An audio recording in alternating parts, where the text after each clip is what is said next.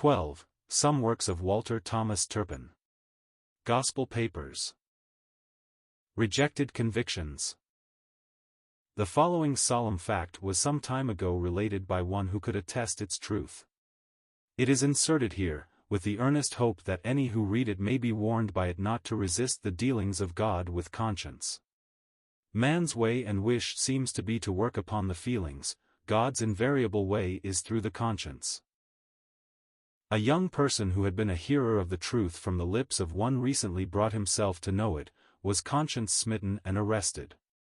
She had deep convictions, she told her mother, and she, a woman of pride and fond of the world, determined as far as she could to hinder what she saw plainly enough in her child. For this purpose she set every kind of worldly trap and snare for her feet, and when the child would plead her unhappy state of soul with her mother, she made her think lightly of it, saying, religion was never intended to make people gloomy or morbid, that she must go into society, that she must enjoy herself, and the world around her.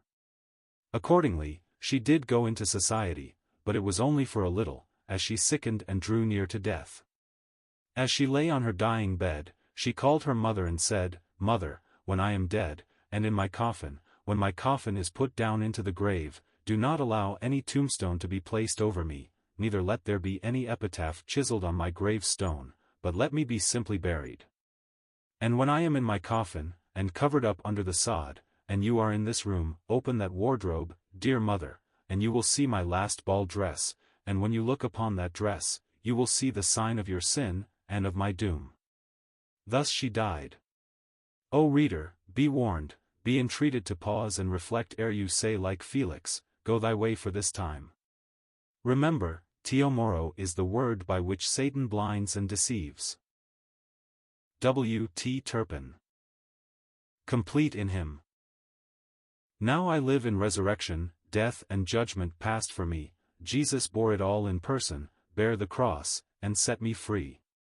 Once I stood in condemnation, waiting thus the sinner's doom, he in death has wrought salvation, God hath raised him from the tomb.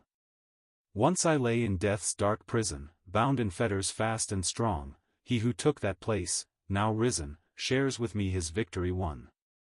Once I was to God a stranger, filled with enmity and fear, he, the Father's great revealer, made him known, and brought me near. Now I see in Christ's acceptance but the measure of my own, he who lay beneath my sentence, seated high upon the throne.